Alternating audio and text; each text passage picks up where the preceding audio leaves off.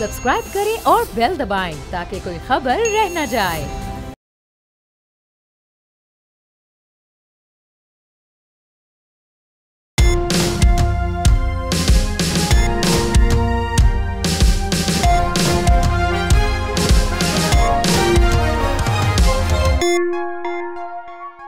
बिस्मिल्लाहिर्रहमानिर्रहीम, अस्सलाम वालेकुम। आप देख रहे हैं प्रोग्राम तब्दीली और मैं हूं जवाद कमाल। पहलगाम फॉल्स फ्लैग ऑपरेशन का भारत बहुत ज़्यादा प्रचार कर रहा है, लेकिन दुनिया इस पर बिल्कुल भी मुतवज्जो नहीं हो रही है। दुनिया ने मजम्मत तो की है दहशतगर्दी के वाक़े की, लेकिन जो भारत चाह रहा है कि पाकिस्तान के खिलाफ कोई मुल्क स्टेटमेंट दे, पहली नाकामी तो भारत को इसमें हो चुकी है। दुनिया का कोई मुल्क पाकिस्तान के खिलाफ इस मामले पर स्टेटमेंट देने के लिए तैयार नहीं है और यकीनी तौर पर यह खुद भारत भी जानता है।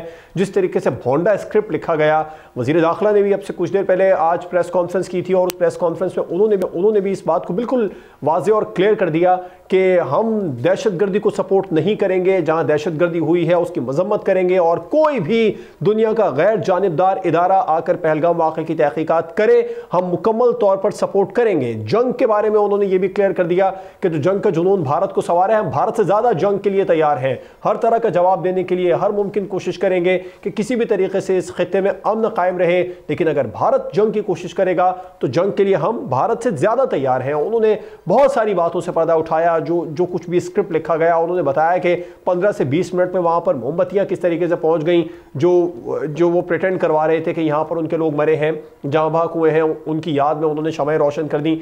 इतना स्क्रिप्टेड और इतना भोंडा स्क्रिप्ट लिखा गया है कि कोई भी इस पर यकीन करने के लिए तैयार नहीं है। भारत को पहली नाकामी के बाद अब भारत क्या करेगा, क्योंकि भारतीय मीडिया बहुत ज़्यादा फोर्स कर रहा है, भारतीय आवाम का भी जहन बना चुका है कि अब पाकिस्तान पर हमला करें या स्ट्राइक करें, उसका जवाब क्या होगा। और हमारे जो वज़ीर दिफा हैं ख्वाजा आसिफ, उन्होंने भी इस बात को क्लियर कर दिया है कि दो न्यूक्लियर वॉर अगर आपस में लड़ते हैं तो इसके असरात सिर्फ रीजन तक महदूद नहीं रहेंगे, पूरी दुनिया को इसके असरात का सामना करना पड़ेगा। इस अहम मामले पर बात करेंगे। हमें ज्वाइन किया है सद्दान साबिक वज़ीर ख़ारजा खुर्शीद महमूद कसूरी साहब। कसूरी साहब, बहुत शुक्रिया प्रोग्राम में अपना कीमती वक्त देने के लिए। हमेशा से ही भारत ऐसा करता रहा है। सन 2000 में क्लिंटन आए, फिर छत्तीसगढ़ का वाक़या हुआ, फिर उसके बाद में डोनाल्ड ट्रंप के आने पर भी हुआ, पहलगाम वाक़या, वहाँ पर जो पुलवामा वाक़या हुआ, अब JD वेंस के आने पर पहलगाम में जो कुछ हुआ दुनिया देख ही रही है और कोई भी भारत की हाँ में हाँ मिलाने के लिए इस पर तैयार नहीं है। तो पहली नाकामी कसूरी साहब भारत को उठानी पड़ गई है कि वो दुनिया को ये यकीन दिलाने में नाकाम हो चुका है कि इस मामले में पाकिस्तान मुलविस था, क्योंकि स्क्रिप्ट इतना भोंडा है। देखिए, बात यह है, आपने बात की है कि फलाना आया तो ये हो गया, फलाना आया तो ये हो गया। अब जब क्लिंटन साहब आए थे तो उसमें एकदम कह दिया था पाकिस्तान इन्वॉल्व है, पाकिस्तानियों के नाम भी उन्होंने दे दिए थे। कई साल मुकदमा चला भारतीय अदालतों में, फिर आखिर भारतीय अदालतों ने छोड़ दिया उन पाकिस्तानियों को जिनका इन्होंने कहा था वो इसमें शामिल है। एविडेंस ही कोई नहीं थी। खुदा करे कि भारत की अदालतें आज भी इतनी आज़ाद हों जितनी उस वक्त थी। दूसरी बात यह है कि जब पुलवामा वाला मामला हुआ है, वो इलेक्शन होने वाले थे वहाँ,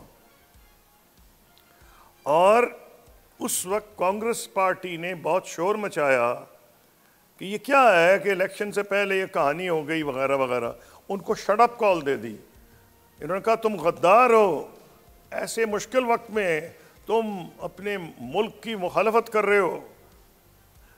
अब वो एक करण थापड़ जो one of India top journalist, उन्होंने इंटरव्यू लिया है उस वक्त के गवर्नर का, पता सत्यपाल मलिक उनका ऐसा नाम था, और उन्होंने कहा हमें तो कहा गया था तुम चुप रहो, हम बोलना चाह रहे थे। उन्होंने बहुत चीज़ें पॉइंट आउट की और इस पे नतीजा ये निकला, करण थापड़ ने कहा या इम्प्लाई किया या उन्होंने इम्प्लाई किया, खुल के तो नहीं कह सकते थे, इम्प्लाई ये था कि ये इलेक्शन जीतने के लिए मोदी साहब इसको इतना एक्सप्लॉइट कर रहे थे। अब हम आ जाते हैं, अब आज की जो आपने बात की है, आज मैं इंटरनेशनल मीडिया को देख रहा था और मैं पाकिस्तानी अखबारों को और पाकिस्तानी न्यूज़ एजेंसीज़ को नहीं कोट कर रहा, आज मैं इंटरनेशनल न्यूज़पेपर्स एजेंसीज़ को देख रहा था। मुझे ये इंटरेस्ट था कि वो क्या कह रही हैं। उसमें उन्होंने जो फोकस किया है वो ये किया है कि फ़लाँ शख्स और फ़लाँ शख्स जिनके घर उड़ा दिए गए हैं उन्होंने उनको इंडियन सिटीजन्स लिखा है, हम उनको कहते हैं कश्मीर के रहने वाले लोग थे, लेकिन क्योंकि I have to be accurate, उन्होंने कहा इंडियन सिटीजन्स फलां और फलां जो कश्मीर में रहते हैं उनके घर इंडियन फोर्सेस ने ब्लो अप कर दिए हैं, और ये कहा है कि ये लोग शामिल थे, जिसके ऊपर वो एजेंसीज ये कंक्लूड कर रही हैं, मैं नहीं कर रहा। आज वो पढ़ लेंगे, I am sure Indian ministry सारी ट्रैक कर रही होंगी। वो उन्होंने कहा कि ये तो साबित हो गया, या साबित तो नहीं, उन्होंने कहा ये in contradiction with the American with the Indian claims, क्योंकि इंडियन क्लेम तो कह रहे थे बाहर से आए, तो ये वो एजेंसीज कंक्लूड कर रही हैं कि क्या हुआ, ये छुपा नहीं रहेगा, कुछ भी नहीं छुपा रहता, ये भी पता लग जाएगा हुआ क्या है। अब हम सामने आ जाता है सर, आप बेहतर जानते होंगे सर 2000 में जब क्लिंटन आए थे, जो वहां पर वाकया पेश आया था, सिखों का कत्लेआम हुआ था, उसमें बाद में मैडलिन अल्ब्राइट ने अपनी किताब में लिखा कि हमने पूछ लिया था सीआईए से और उसमें पाकिस्तान इन्वॉल्व नहीं था किसी भी तरीके से, तो हम कैसे पाकिस्तान का नाम ले देते। तो अभी भी यकीनी तौर पर जेडी वेंस से पूछा होगा सीआईए से या जो भी अमेरिकन खुफिया तंजीम है कि इसमें ये लोकल्स हैं या ये फॉल्स फ्लैग है या पाकिस्तान इन्वॉल्व है इसमें, उनको यकीनी तौर पर जवाब मिल गया होगा। बात है जो ट्रंप साहब ने कही है, ये छोड़ दे, उनका एक बात करने का तरीका है, उनका 1000 साल पुरानी है या 15 साल पुरानी है, 1500 साल पुरानी है, लेकिन जो चीज उन्होंने कही जो इंडिया जिससे मायूस होगा वो ये है कि उनसे पूछा गया कि आप दोनों को जानते, उनका बहुत अच्छी तरह जानता हूं दोनों क़यादतों को, साथ उन्होंने कह दिया मामला सेटल हो जाएगा, साथ उन्होंने कह दिया मेरे दोनों से अच्छे ताल्लुकात हैं। मैं ये तो बयान एक्सपेक्ट नहीं कर रहा था ना हिंदुस्तान, क्योंकि मोदी साहब बार बार चक्कर वाशिंगटन का लगा रहे थे। तो मेरा कहना यह है कि जब ट्रंप साहब ने कह दिया और यूएन ने कहा है कि दोनों रियासतें जो है तहम्मुल, हम तो खुद कह रहे हैं तहम्मुल से काम लेना चाहिए, दोनों न्यूक्लियर पावर्स हैं, तो अगर इंटरनेशनल कम्युनिटी को ये समझ रहे थे कि वो बेवकूफ़ाना तौर पर हाँ में हाँ मिलाएगी, अभी तक वो नहीं हुआ और इंशाल्लाह होगा भी नहीं। बिल्कुल। अच्छा, आप कसूरी साहब आप क्या समझते हैं जो प्रेशर भारतीय मीडिया भारतीय हुकूमत पर डाल रहा है, या जो उन्होंने अवाम का भी जहन बना दिया है तो वहाँ पर ट्रेंड चल रहा है, तो कहीं कोई एडवेंचर करने की कोशिश करेगा भारत? जी करेगा, अनफॉर्चुनेटली आई हैव टू से दिस। उसकी वजह मैंने बहुत, एक तो इंडियन मीडिया को जानता हूँ, एक बहुत रिस्पॉन्सिबल एक ज़माने में इंडियन मीडिया था जब मैं फॉरेन मिनिस्टर था, और उसके कई साल बाद मेरा उनसे इंटरेक्शन रहा, और बड़े रिस्पेक्टेड चैनल्स थे, एनडीटीवी, इंडिया टुडे, एक इंडिया टुडे भी है, और इस किस्म के जो चैनल्स थे ना, और उनके जो एंकर्स थे वो भी बड़े पाए के लोग थे। लेकिन कमाल ये हुआ है, मैं अब जो देख रहा हैरान हो गया, लोग आ गए सर वहाँ पर। वो जो थे वो चैनल्स तो अजीब और गरीब बन गए। मैंने एनडीटीवी को देखा है तो ऐसे लग रहा है, और दूसरों का तो उससे बुरा हाल है, कैसे वो ऐलान जंग वो कर रहे हैं, इंडियन वॉर मिनिस्ट्री नहीं कर रही। वो कह रहे हैं इनके टुकड़े कर दो, इनको भूख से मार दो। भाई ये तो नहीं होता जब एनालिस्ट को बुलाया जाता है, वो जिस तरह आप मुझसे बात कर रहे हैं दूसरों से भी आप बात करेंगे तो हम मुदल्लिल बात करेंगे ना, तज्जिया करेंगे, ये तो नहीं कहेंगे फलाने को ख़त्म करो, उस पर बम मार दो। नुकसान उसका ये है कि ये मीडिया ने जो जंगी जुनून जो पैदा किया है, एक तो उनको इंडिकेशन की होगी कोई शुरू कर दो 5 मिनट के अंदर, लेकिन उनके जज्बात भी हैं, वो ऐसे लगते हैं कि वो खुद प्रचारक है आरएसएस के। वो तो कहते हैं पाकिस्तान को टुकड़े करो, भूखा मार दो, पानी बंद कर दो, जैसे को बच्चों का खेल है। इसकी नुकसान होगा कि मोदी साहब इसके गुलाम बन जाएंगे। हुकूमतें वो कामयाब होती हैं जिनके पास ऑप्शंस हों, हर मौके पे ऑप्शंस होने चाहिए। अगर आपके ऑप्शंस क्लोज हो जाएं तो बड़ा नुकसान आपको कसूरी साहब या फोर्स कर रहे हैं, आपने कहा कि वो स्ट्राइक करने की कोशिश भी करेगा क्योंकि बड़ी कुर्सी पर छोटा आदमी बैठा है, इसलिए वो पहले भी इस तरह की हरकत दिखा चुका है, दोबारा भी दिखाएगा। आप क्या समझते हैं? पाकिस्तान तो कसूरी साहब वैसे ही सर्वाइविंग पीरियड में है, हम फॉरेन इन्वेस्टमेंट के लिए भी काफ़ी तपोदो कर रहे हैं और आ भी रही है। हमारी मुआशी सूरत हाल भी बहुत ज़्यादा अच्छी नहीं है और बहुत ज़्यादा पाकिस्तान कोशिश कर रहा है स्टॉक मार्केट को भी ऊपर लेके जाने की, लेकिन अगर एज़ कम्पेयर टू इंडिया, जाहिर सी बात है वहाँ की stock market one of the finest stock market in the world, फिर इकोनॉमी भी उनकी हमसे बेहतर है। वो किसी भी किस्म का कोई झटका इस तरह का जंग का या फिर झड़प का अफोर्ड कर सकता है? देखिए, जंग फुल फ्लेज जब तक पागल ना कोई हो, जंग तो नहीं होगी। दोनों न्यूक्लियर पावर्स हैं, जब तक अब वो तो अगर कोई बंदा पागल है उसको तो मैं नहीं प्रिडिक्ट कर सकता ना, लेकिन ख़तरा ज़रूर होता है। दो न्यूक्लियर पावर्स में जंग का कि एस्केलेशन लैडर रुकेगी कहाँ, क्योंकि स्टेट्समैन की ज़रूरत होती है। अब मेरा कहना है इसमें यह, वो ज़रूर करने की कुछ कोशिश करेंगे। एक दफ़ा उन्होंने कहा था कि हमने फ़लाने कैंप डिस्ट्रॉय कर दिए, पाकिस्तान फ़ॉरेन मीडिया को ले गया, उनका तो कुछ भी नहीं है। फिर उन्होंने बालाकोट के बाद कहा हमने 300 बंदे मार दिए, फ़लाना मदरसा तबाह कर दिया। पाकिस्तान ने अच्छा किया, इंटरनेशनल मीडिया को ले गया, इंटरनेशनल मीडिया ने स्टोरीज़ दी। फिर उन्होंने कहा हमने F-16 गिरा दिया है। CNN ने, और प्रॉबेबली उनके कॉरेस्पॉन्डेंट थी, उसको रसाई मिल गई पेंटागन में, उसने कहा हमने तो गिने हैं, पाकिस्तान का F-16 तो उतने ही है जितने पहले थे। तो इतनी जल्दी वो एक्सपोज हुआ था। मेरा ये ख्याल था कि भारत दोबारा ऐसा करने से सोचेगा। अच्छा, जो डिफेंस एनालिस्ट हैं वो नहीं पागल हुए हिंदुस्तान। इस दफा तो कसूरी साहब स्क्रिप्ट ही देखिए आप कितना कमजोर था। पहले शुरू के 10 मिनट के अंदर एफआईआर दर्ज हो गई। यहाँ तो डिफेंस एनालिस्ट हैं, मैंने 4-5 पढ़े हैं, वो कह रहे हैं मुसलमान तो इंडिया के अंदर जो ऑक्यूपाइड कश्मीर है वहां पर कई दिन लगे रहते हैं, उनकी एफआईआर नहीं करती। यहाँ 10 मिनट में इस वाकई की एफआईआर कट गई। 15 मिनट के अंदर उन्होंने वहां पर लाकर शमय या मोमबत्तियां भी रोशन कर दी। पूरा स्क्रिप्ट था सर, और इस तरीके से बेनकाब हुआ है कि दुनिया हंस रही है उस पर। जी, अब मैं तो आपसे, ये तो आप सही कह रहे हैं, मैं कुछ और कह रहा हूँ। मैं कह रहा हूँ आपने मुझसे जंग का पूछा था, और भाई इंडिया के अपने जो एक्चुअली डिफेंस मैटर्स पे लिखते हैं वो ये कह रहे हैं मोदी साहब को कि आप सोच के कीजिएगा। पाकिस्तान की आर्मी और एयरफोर्स जो है वो आपके लिए मामला बिल्कुल आसान नहीं होगा। इसलिए मुझे लग रहा है कि अगर इन डिफेंस एनालिस्ट की बात मानी गई तो फिर कोई छोटा मोटा वो करेंगे करके, और उसके बाद जिस तरह एक बंदा नहीं मरा था, मुझे याद है फॉरेन जर्नलिस्ट गए, उन्होंने कहा कुछ भी नहीं याद, दरख्तों पे हमला हुआ है, तो ये कह देंगे हमने 300 बंदे मार दिए, और उनका जो कॉर्पोरेट मीडिया वो कह देगा 600 मार दिए। बदनसीबी से तवक्को है कुछ करेंगे, उल्टी सीधी चीज़ करेंगे।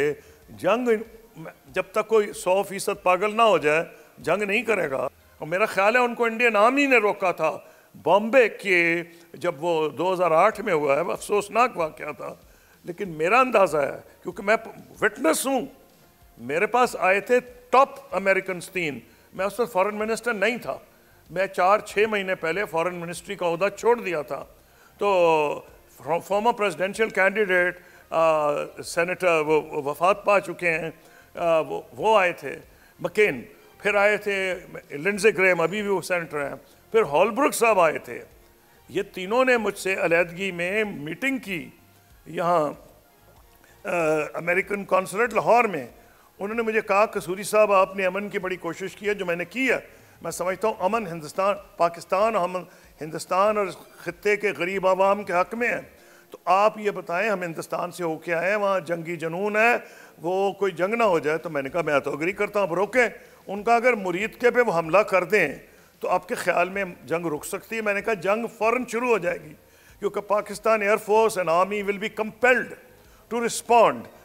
उसके बाद मैंने ये सुना कि इंडियन आर्म्ड फोर्सेस ने प्राइम मिनिस्टर मनमोहन सिंह को एडवाइस किया कि आप मत हमला करें, इस गुस्से में ना बह जाएं। और वो क्योंकि दानिशमंद लीडर थे, उन्होंने अपने मुल्क के हक में फैसला किया और जंग नहीं होने दी। राइट।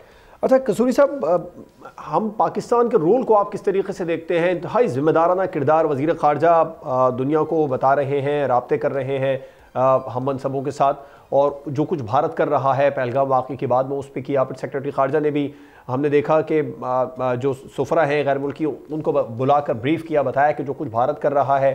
और हमने फिर कहीं ना कहीं यकीनी तौर पर आज वज़ीर दाखिला ने भी इसकी मजम्मत कर दी है। उन्होंने कह दिया कि दहशतगर्दी दुनिया में कहीं भी हम उसको सपोर्ट नहीं करेंगे। लेकिन इसी सूरत हाल के बरक्स आप इंडिया के रोल को किस तरीके से देखते हैं? जैसे हमारे यहाँ जाफर एक्सप्रेस में हुआ, फिर जो कुछ भी टेररिज्म के वाक़यात होते हैं वो तो मजम्मत भी नहीं करते हैं इन वाक़यात की। जी हाँ, बिल्कुल नहीं करते। और वो जो जाफर का वो इतना दिल हिला देने वाला वाक़या था कि ट्रेन रोकी गई, लोगों के आइडेंटिटी कार्ड देखे गए, उनका एरिया ऑफ ओरिजिन देखा गया, उनको गोली मार दी गई। सारी दुनिया ने कंडेम किया, रूस ने, अमेरिका ने, यूरोपियन यूनियन ने, सऊदी अरब ने, ईरान ने, कोई मुल्क ऐसा नहीं था जिसने नहीं कंडेम किया। हिंदुस्तान की मिनिस्ट्री ऑफ एक्सटर्नल अफेयर्स ने नहीं किया, मुझे नहीं याद, पाकिस्तान ने फ़ौरन कर दिया यहाँ। तो इसलिए ये I have headed this foreign office for 5 years, मुझे पता है कि एक बड़े प्रोफेशनल लोग हैं यहाँ, और उन्होंने बिल्कुल टाइमली ये कहा था कि हम इसके खिलाफ है और कंडेम करते हैं किलिंग ऑफ सिविलियंस। लेकिन आपने देखा कि हिंदुस्तान का जो एक्सटर्नल अफेयर्स मिनिस्ट्री है उन्होंने कुछ नहीं किया। क्यों? उसकी एक वजह है, मैं आपको वजह भी आज बता देता हूँ कि प्राइम मिनिस्टर ऑफ इंडिया, उनके नेशनल सिक्योरिटी एडवाइज़र ने खुले बंदों ऐलान किया है कि हम बलूचिस्तान में ये करेंगे और वो करेंगे, और कुलभूषण यादव हमारे कब्ज़े में है। उसके अलावा उनके डिफेंस मिनिस्टर राजनाथ सिंह ने कहा कि हम तुम्हारे घर में घुस के मारेंगे। वो भाई उन्होंने ना सिर्फ बेशर्मी का इसकी इजहार किया कि उन्होंने लीक आउट भी कर दिया कि फ़लाँ बंदे को हमने पंजाब की फ़लानी जो हमारा है फ़लाँ बंदे को आज़ाद जम्मू कश्मीर में हमने मार दिया। तो उसके अलावा अमेरिका और कनाडा में बंदे मारने शुरू कर दिए। उसकी इतनी कॉन्डेमनेशन हुई, न्यूयॉर्क टाइम्स, वाशिंगटन पोस्ट, बरतानिया के अखबार, सारे यूरोप के अखबार। तो एक इनकी अपनी को क्रेडिबिलिटी स्ट्रांग नहीं है। ठीक है, एक मैं सर टाइम शॉर्ट है, मैं चाहूँगा एक शॉर्ट कमेंट आपका इस मामले पर भी लूँ। जिस तरीके से उन्होंने सिंतास मुआहदे को ख़त्म करने का ऐलान किया है, इंटरनेशनल एग्रीमेंट इस तरह एक तरफा प्रेस कॉन्फ्रेंसेस के थ्रू ख़त्म हो सकते हैं? एक्ट ऑफ वॉर तो वो कर चुके हैं ऑलरेडी। नहीं, कहाँ ख़त्म नहीं, एक्ट ऑफ वॉर तो उस दिन होगा जब पानी बंद करेंगे। ये तो लफाजी है। वो भाई जब कुछ बनाएंगे इंफ्रास्ट्रक्चर में 25-30 साल लग जाएंगे, देखता जाएगा कौन जीता है तेरी जुल्फ के सर होने तक। ये कोई इतना आसान काम है? आह को चाहिए एक उम्र सर होने तक। ये तो ऐसी कहानी है सारी, देखा जाएगा जब 30। और पाकिस्तान में अंधे लोग हैं कि उनको नज़र नहीं आएगा कि इंडिया इंफ्रास्ट्रक्चर बना रहा है पाकिस्तान का पानी रोकने के लिए, तो यहाँ हाथ पे हाथ रख के लोग बैठे रहेंगे। बिल्कुल ठीक है, बहुत बहुत शुक्रिया। साबिक वज़ीर ख़ारजा खुर्शीद महमूद कसूरी साहब हमारे साथ मौजूद अपने ख़यालात का इजहार कर रहे थे। उन्होंने कहा कि इतना आसान नहीं है भारत के लिए, और भारत आलमी दुनिया को ये बावर कराने में मुकम्मल तौर पर नाकाम हो चुका है कि इस वाक़े के अंदर कहीं भी पाकिस्तान मुलविस है। ब्रेक पर जाएंगे, उसके बाद प्रोग्राम को आगे बढ़ाते हैं।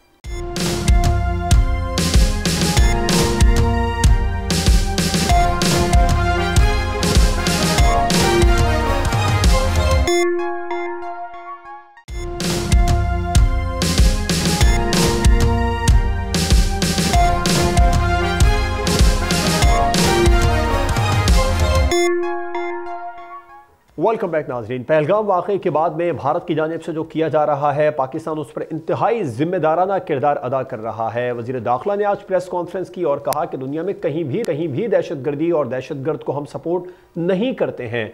और उन्होंने ये भी कह दिया कि आलमी इदारे गैर जानिबदाराना पहलगाम वाक़े में तहक़ीक़ात करें, जाफ़र एक्सप्रेस वाक़े की भी तहक़ीक़ात करें, हम मुकम्मल ताउन करेंगे। और उन्होंने भारत को ललकार कर कहा है कि हम जंगजू कौम हैं, हम भारत ही नहीं हैं, जंग से हम नहीं डरते हैं, हम पर जंग मुसल्लत की जाएगी तो उसका भरपूर जवाब मिलेगा। पूरी नज़र रखे हुए हैं। BLA और रॉ जो है वो दो नहीं एक हैं। BLA के लोग किस तरह छुप कर कहाँ कहाँ रॉ के लोगों से मिलते हैं ये भी हमें मालूम है।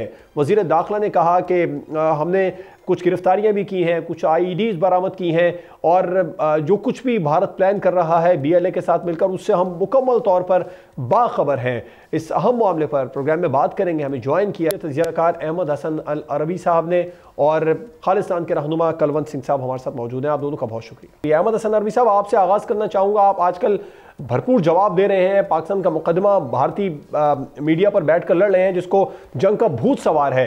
वैसे मैं आपसे डिस्कस करना चाहूँगा, आपने तो चंद रोज़ कबल ही एक वीडियो में, एक प्रोग्राम में ये बता दिया था कि भारत की नज़र सिंतास मुआहदे पर है जिसे वो आने वाले दिनों में ख़त्म कर देगा, और बिल्कुल पहलगाम ड्रामे को उन्होंने वजह बनाकर ऐसा किया। क्या कहेंगे आप इस पर?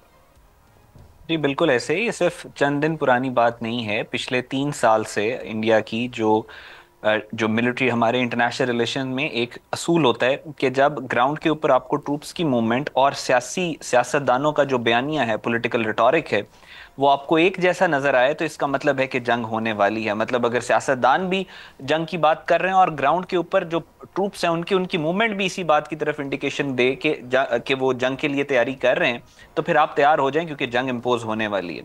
और पिछले 3 साल से जिस तरीके से जुनूनियों की तरह भारत ने असला खरीदा है, $100 बिलियन प्लस, दुनिया का सबसे बड़ा असलहे का इंपोर्टर भारत है। और वो जो असलहे की टाइप है वो सारी की सारी कन्वेंशनल जंग के लिए, तो वो वाज़े नजर आ रहा था, साफ नजर आ रहा था कि भारत पाकिस्तान के खिलाफ कुछ बड़ा करने वाला है। और फिर उसके अलावा जो इंटरनल डायनामिक्स हैं इंडिया की, वो बहुत ज्यादा फ्रेजाइल है। आप इस वक्त देखें कि मणिपुर के अंदर आग लगी हुई है, वो गवर्नमेंट इन एग्जाइल अनाउंस हो गई उनकी। नागालैंड के अंदर आज़ादी की तहरीकें, अभी हम बात कर रहे हैं तो तकरीबन 3 दिन से पुलिस मुकाबला नागालैंड में जारी है। सेवन सिस्टर स्टेट्स के अंदर, रियासतों के अंदर आप इस वक्त ट्रैवल नहीं कर सकते, ट्रैवल बैन हुआ है। उधर से जो बांग्लादेश के साथ जो इनका सूबा लगता है, स्टेट लगती है वेस्ट बंगाल, उसमें कत्लेआम हो रहा है। 40% इंडिया इस वक्त मार्क्सिस्ट और माओइस्ट के पास है। सिखों के साथ जो जुल्म और बर्बरियत इन्होंने पिछले 25-30 सालों से की, वो इस वक्त अब सिख भी बिफरे हुए हैं। हरदीप सिंह निज्जर का मर्डर हो, अवतार सिंह खांडा का मर्डर हो, गुरवंत सिंह पन्नू के ऊपर हमले हों, या भारतीय पंजाब के अंदर इन्होंने जो तबाही की है, तो इसकी इंडिया इस वक्त भड़क रहा है।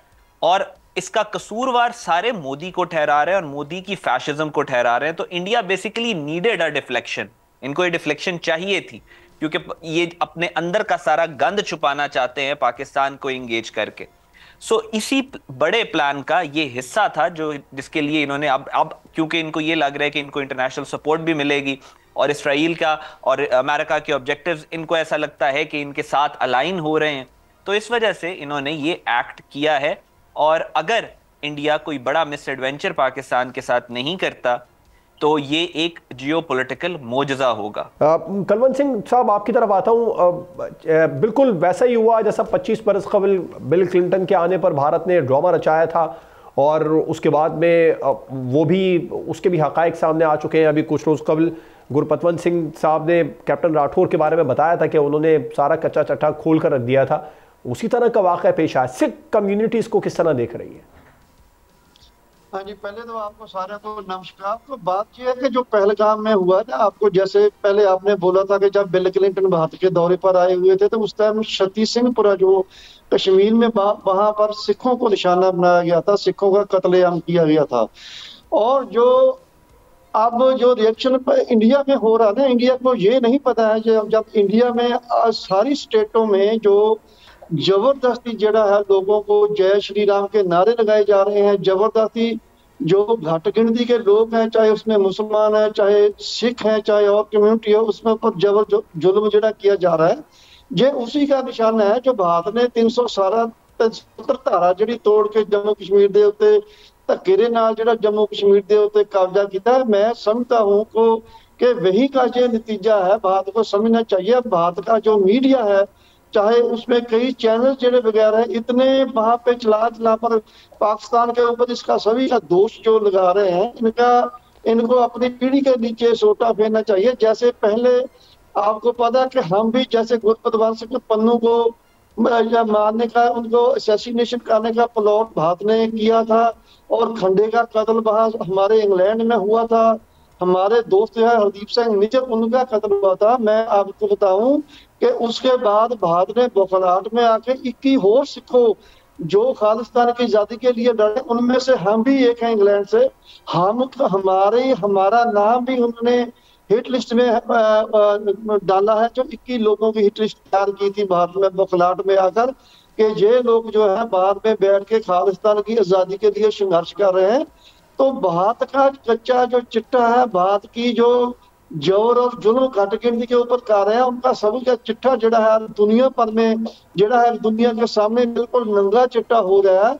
सो इस करके जड़ा है भारत, और भी जो उनके जड़े प्राइम मिनिस्टर जो भारत में अब हिंदुओं की सरकार है, उसमें नरेंद्र मोदी की सरकार बनी हुई है। जितना जुल्म इन सरकारों ने घट गिनती के ऊपर किया और किसी भी सरकार ने किया। कलवंत साहब, एक और बात, खबरें सामने आ रही हैं कि गुरपतवंत साहब ने मना कर दिया है जितने भी भारतीय फौज में सिख हैं उनको पाकिस्तान के खिलाफ लड़ने से। हाँ जी, मैं ये भी आपको बता रहा हूँ, और उनकी एक वीडियो भी आई है। और हम भी जहाँ की इंग्लैंड की जो खालिस्तान की मूवमेंट के सभी लोग हैं, हम हैं, हमारी ये जथेबंदियां, जितनी पॉलिटिकल पार्टीज हैं यूके में, हम भी जो रिक्वेस्ट करते हैं, जो भारतीय फौजी है उनको, पंजाब के फौजी हैं जहां को सरहदों में लड़ने के लिए जो हिंदुस्तान की ये दहशतगर्द जी हुकूमत है बॉर्डरों के ऊपर तैनात करती है, अब हम उनको भी रिक्वेस्ट करते हैं कि अब इस बार अगर पाकिस्तान के साथ जंग लगेगा तो वो सरहद में ना जाए। जो इनकी दहशतगर्द जो जथेबंदियां, चाहे उसमें शिवसेना है, चाहे कोई और जथेबंदियां है, मैं समझता हूँ कि अब सरकार को उनको भेजना चाहिए सरहद के ऊपर, जो चला चला कर भारत का, जो पाकिस्तान के ऊपर कीचड़ उछाल रहे हैं मीडिया के बीच आकर इस टाइम भारत में, तो हम फौजी सभी है जो हमारे पंजाबी, उनको जरूर बेनती करते हैं कि वहां इस बार वो भारत का साथ न दे। और पन्नू साहब ने भी एक वीडियो जारी करके संदेश जारी किया उन सिख फौजियों को कि आप वो भारत का साथ न दे, ना ही वो सरहद के ऊपर जाएं। जो इनकी जथेबंदियां, शिवसेना जो और कई हिंदू संगठन जड़े हैं, वो चला चला कर बात करते हैं भारत की। अब भारत की सरकार को उनको सरहद के ऊपर भेजना चाहिए। राइट। और जो हमारे सिख फौजी है ना, वो हमारी जो पंजाब की आजादी है, जो हम खालिस्तान के लिए संघर्ष करते हैं, अब की बार जो आने वाले समय में वो हमारे जो पंजाबी है, वो हमें पंजाबी जो हमारे हैं फौजी, सिख फौजी हैं, वो पंजाब की आज़ादी के लिए लड़े। बिल्कुल ठीक है। अहमद साहब, आपने अभी यही पॉइंट उठाया था कि जो कुछ बंगाल में चल रहा है, जो कुछ आसाम में हो रहा है, या जो सिखों के साथ भारत कर रहा है, अब जैसे गुरपतवंत सिंह साहब ने क्लियर कर दिया कि कोई भी पंजाबी या सिख जो है वो ना लड़े पाकिस्तान के खिलाफ, और सिखों की एक बहुत बड़ी तादाद है भारतीय फौज के अंदर, तो it's not too easy to fight with Pakistan in this situation Bharat के लिए। देखें, बिल्कुल जैसा आपको मैंने कहा कि बहुत सारे डायनामिक्स हैं। सिर्फ ये नहीं कि इंडिया के अंदर जो इनके खिलाफ एक सेंटिमेंट है, बिल्कुल एक पाउडर केक के ऊपर, एक बारूद के ऊपर, बारूदी सुरंगें हैं इंडिया के अंदर जिसके ऊपर पूरा भारत इस वक्त बैठा हुआ है। तारीखी तौर पर भी आप अगर ये देखें तो पिछले 1-2 हज़ार साल की अगर आप तारीख निकालें, कभी भी इंडिया को इकट्ठे, वो कहते हैं it always took a Muslim ruler to unite India. वरना जो इनका पॉलिटिकल, जो इनकी अंडरस्टैंडिंग है, जो इनका कलेक्टिव कॉन्शियस है, जो इनकी पॉलिटिकल साइकी है, ये एक मुल्क इकट्ठा नहीं रह सकते, छोटी छोटी रियासतों में हमेशा से तकसीम रहे। और फिर ये जिस तरीके से पिछले 70 साल से ये जो इंडिया की ब्राह्मणाइज्ड एलीट ने कोशिश की इनको इकट्ठा रखने की, वो अब एक क्रम्बल करती है और वो तबाह होती हुई नजर आ रही है। इनका जो आरएसएस का प्लान था कि 2030 तक India will be for Hindus only, सारे कौमों को निकाल देंगे यहाँ से, या उनको जबरदस्ती हम हिंदू कर लेंगे, दलित के स्टैंडर्ड पे लाके उनको गुलाम बना लेंगे, या उन्हें इंडिया से निकाल लेंगे, उसकी वजह से पूरे इंडिया के अंदर एक बहुत सीवियर सेंटिमेंट है इंडिया की रियासत और यूनिटी के खिलाफ। और फिर ना सिर्फ इंडिया के इंटरनल, अभी इस दफा पहली दफा 70 सालों में ऐसा हुआ है कि इंडिया का कोई भी नेबर इस वक्त इंडिया को सपोर्ट नहीं कर रहा है। चाहे चिकन नेक के ऊपर नेपाल हो, उसकी हुकूमत भी इंडिया की और करेगा भी नहीं गालिबन, जो भारत की हरकतें हैं। अच्छा, अभी ये खबरें आ रही हैं कि 22,000 क्यूसेक पानी जेहलम में छोड़ दिया है भारत ने, बाकायदा तौर पर खिलाफ वर्जी शुरू कर दी है सेंतास मुआहदे की। तो एक इस पर भी अहमद साहब रोशनी डालिएगा। दूसरा ये कि आप क्या समझते हैं पाकिस्तान के अंदर इंटरनली अब हमारे लिए ये जो सिचुएशन है, हम अपने छोटे छोटे मसाइल को एक तरफ करके एक हो जाए, यूनिटी दिखाने का ये एक बेहतरीन वक्त भी है। ये वाहिद ऑप्शन है हमारे पास। अगर हम नहीं दिखाएंगे तो जो इस वक्त दुनिया के हालात हैं, जो इस वक्त इंडिया आपके साथ करने वाला है, आपको बहुत भारी कीमत अदा करनी पड़ेगी। और हम क्योंकि सोशल मीडिया पे लोगों के साथ इंटरेक्ट करते रहते हैं, तो पूरी कौम इस वक्त एक्चुअली पाकिस्तान की अफवाज के पीछे खड़ी है। सो अभी ये जो इंडिया ने ये एक्ट किया है, आप ये देखिएगा कि जब जंगें होती हैं, वॉर्स होती हैं, तो देयर आर, वो कहते हैं 99 to 150 स्टेजेस ऑफ वॉर। और एंड के ऊपर फिर फिजिकल फाइट आती है, उसमें इंफॉर्मेशन वॉरफेयर है, उसमें इकोनॉमिक वॉरफेयर है, उसमें वाटर वॉरफेयर है। India has actually weaponised water, वो वाटर को एक हथियार के तौर पे इस्तेमाल कर रहे हैं। और जो इंडिया ने अभी किया है, that is called water terrorism. This is actual दहशतगर्दी, राइट।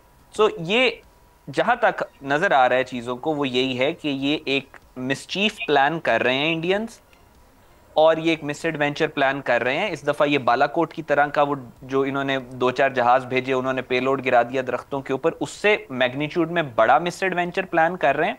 और अच्छा। उससे पहले ये इस तरह का पानी छोड़कर और ये सारी चीजें करके ये डाइवर्जन्स क्रिएट कर रहे हैं, डिस्ट्रैक्शंस क्रिएट कर रहे हैं, जो कि आम इट्स अ नेचुरल प्रैक्टिस, जो मुल्क हमला करने से पहले इस तरह की चीजें करते हैं। सो ये उसका एक हिस्सा है, उसको आप इस लार्जर कॉन्टेक्स्ट में देखें। राइट। कलवंत साहब, भारत के घिनौने चेहरे को सिख कम्युनिटी काफ़ी टाइम से बेनकाब कर रही है इंटरनेशनली, कनाडा हो, ऑस्ट्रेलिया हो, जर्मनी हो, दुनिया का कोई भी मुल्क हो, स्पेशली यूरोपियन और अमेरिकन कंट्रीज़ वहाँ पर। लेकिन अभी ये जब से पहलगाम सिचुएशन हुई उसके बाद से नज़र नहीं आ रहे आप लोग। नहीं, देखो, जो भारत की जो दस्तगादी जो हिंदू हुकूमत है, वो बुरी तरह जब से बाहर इंग्लैंड से हमने शुरू किया था ना, रेफरेंडम की बात जब से चली है बाहर, खालिस्तान की मूवमेंट वहां पे ज्यादा एक्टिव हुई है। ऑस्ट्रेलिया, न्यूजीलैंड, और हमने वहां से इंग्लैंड से स्टार्ट किया था। और लाखों लोगों ने खालिस्तान के हक में वोट दिया था। तो उसी टाइम में जो भारत की जड़ी सरकार है बखलाहट में आकर कभी हमारी हिट लिस्टें बनाती है, कभी क्या करती है, कभी असैसिनेशन करवाने का जतन करती है। और हम भारत सरकार को स्नेहा लगाना चाहते हैं कि जो अभी थोड़ा इंतजार करो, अभी समय आने वाला है जब भारत, मैं चाहता हूँ जैसे भारत की वक् वक् स्टेटों में जैसे उधर लोगों को जो उनकी एजेंसी के जो और जड़ी वहाँ लोगों में आपस में आजाद होने का जो मसला अब तेज हो रहा है और बहुत थोड़े समय रह गया है भारत सरकार के। मैं समझता हूँ कि भारत के अब टोटे टोटे होने वाले हैं। पाकिस्तान जो जम्मू कश्मीर के ऊपर पाकिस्तान भारत सरकार ने जबरदस्त कब्जा किया हुआ, वहां में जुल्म कर रही है सरकार। इनकी आर्मी जो है वो कश्मीर में जुल्म कर रही है और हमारे पंजाब में सिखों के ऊपर जुल्म कर रही है स्टेट गवर्नमेंट के द्वारा। और हम भारत को चेतावनी देना चाहते हैं कि अब वो दिन दूर नहीं है, भारत के टोटे टोटे हो जाएंगे और हमारा जो मुल्क है खालिस्तान, जिसकी आजादी के लिए हम लड़ रहे हैं, वो भी खालिस्तान अब दुनिया के नक्शे में एक बड़ी ताकत बनकर उभरेगा। और जो हमारा खालिस्तान बनेगा वो हम हमारे जो मुल्क है जैसे पाकिस्तान है, हम पाकिस्तान के साथ व्यापार और कई जो हमारे समझौते हैं वहाँ उस पर सरहदें जड़ी खोल दी जाएंगी। और आपको याद होगा कि जब पहलगाम में हमला हुआ तो भारत में बखलाट में आकर जो है यात्रियों को बंद कर दिया, अटारी वाघा बॉर्डर वो भी बंद कर दिया। और मैं इस बात में जैसे भारत सरकार ने जो उनकी हिंदू हुकूमत ने ऑर्डर कर दिया पाकिस्तान 48। कलवंत साहब, ये पहलगाम वाक़े के ऊपर सिख कम्युनिटी का क्या इस वक्त मौक़िफ़ चल रहा है? सॉरी, जो कुछ भारत ने पहलगाम में किया, जो फॉल्स फ्लैग ऑपरेशन हुआ, उस पर सिख कम्युनिटी का क्या इस पर मौक़िफ़ है? देखो, जो भारत की जो हिंदू हुकूमत है इस वेले जो मोदी की सरकार को तरह तरह की पॉलिटिक्स जो गेम्स जो है वो खेल दिए। आप लोग अगर मानते हैं ये फॉल्स फ्लैग है तो फिर इतना नजर नहीं आ रहा है जिस तरीके से आप एंटी मोदी गवर्नमेंट बहुत ज्यादा यूरोप में प्रोटेस्ट कर रहे थे, अमेरिका में कर रहे थे। नहीं, देखो अब बाहर के जो सिखों में ये अभी दो तीन दिन हुआ ना जो पहलगाम का जो हुआ था ना, हमारी आपस में सारी बातचीत चल रही है। जैसे लंदन है जहाँ और अमेरिका है, सभी में आपस में डिस्कशन जो चल रही है। आने वाले दिनों में मेरा ख्याल है आने वाले दिनों में कभी जो प्रोग्राम वो लीके जाएंगे भारत की हिंदू के खिलाफ। जी ठीक। अहमद साहब, लास्ट क्वेश्चन आपसे मैं करना चाहूँगा ये कि आपने कहा कि एक्चुअली क्राइम है जो कर रहा है इस वक्त वाटर टेररिज्म भारत कर रहा है। अब पाकिस्तान के पास क्या ऑप्शन बचता है इसके बाद? देखिए, पाकिस्तान के पास बहुत ज़्यादा ऑप्शन, सॉरी जी अहमद साहब जी, पाकिस्तान के पास देखिए बहुत ज़्यादा ऑप्शंस हैं। लेकिन पाकिस्तान को लार्जेस्ट स्ट्रेटजी जो पाकिस्तान की है वो मैं आपको बता देता हूँ। जो डिफाइंड पाकिस्तान की इस वक्त जो नज़र आ रहा है कि वो स्ट्रेटजी है, दुनिया में इस वक्त अपने आप को डिफेंड करने का सबसे पोटेंट तरीका ऑफेंस है। तो पिछले 3 साल में दुनिया का वर्ल्ड ऑर्डर चेंज हुआ है, उसके बाद आप अपने आप को अगर डिफेंड कर सकते हैं तो वो सिर्फ आप अपने आप को हथियार के थ्रू डिफेंड कर सकते हैं, यानी ऑफेंस के थ्रू डिफेंस कर सकते हैं। और पाकिस्तान ने बहुत क्लियर मैसेज दिया कि पानी के मसले के ऊपर अगर भारत ने कुछ गलत करने की कोशिश की तो it will be considered as an act of war. और पाकिस्तान के अगर इन्होंने कोई मिस एडवेंचर भी प्लान किया, मिसाल के तौर पे ये अपने फाइटर जेट्स के साथ, अपने मिसाइल्स के साथ पाकिस्तान को टारगेट करने की कोशिश करते हैं, तो ये एक सर्जिकल स्ट्राइक का ड्रामा करेंगे, पाकिस्तान 70 सर्जिकल स्ट्राइक्स करेगा। ये एक पाकिस्तानी को मारेंगे, पाकिस्तान 70 इंडियंस को मारेगा। और इनके टारगेट्स लॉक्ड हैं। मैं आपको सिर्फ एक बात बता रहा हूं कि जितनी दहशतगर्दी इंडिया ने पिछले 10 साल से पाकिस्तान में करवाई है, जितनी जंग इन्होंने पाकिस्तान के अंदर करवाने की कोशिश की है, टीटीपी, फितनाल, खवारिज, BLA को लेके, उसका 1% भी अगर इंडिया में हुआ होता तो इंडिया कब का टूट चुका होता। ये इतने कायर हैं। पाकिस्तानियों ने पिछले 20 साल से बेइंतहा जंग देख ली है। हम अपने शहीदों को कंधों पे सजाते हैं और उनको कब्र में उतार के आते हैं। इंडिया के ऊपर जब ये वक्त आएगा जब इनके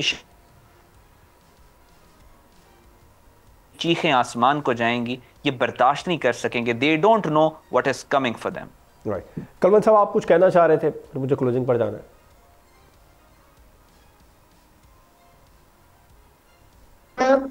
एक बात तो जैसे कि पाकिस्तान सरकार भारत सरकार की तरह ऑर्डर किया ना लोगों को अपना मुल्क छड़ने का पाकिस्तान को, जो भारत के लोग जी हाँ, हमने लेकिन सिख पाकिस्तान कम्युनिटी की को सरकार में कहा इस है पर कि इस्तेस्ना सिखों दिया को है। छोड़कर, जी जी या सिखों को छोड़, मैं इस बार की बात जो पाकिस्तान की सरकार है उनकी उनको एप्रिशिएट करता हूँ। बहुत बढ़िया फैसला जो पाकिस्तान सरकार ने लिया है, और हम सिख कम्युनिटी की तरफ से पाकिस्तान की जो सरकार है उनकी जो श्लाघना करता हूँ।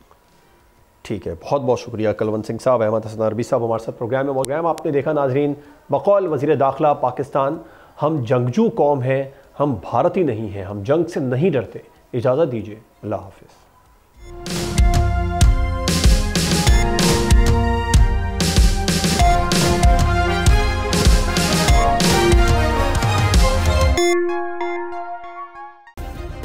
सब्सक्राइब करें और बेल दबाएं ताकि कोई खबर रह न जाए।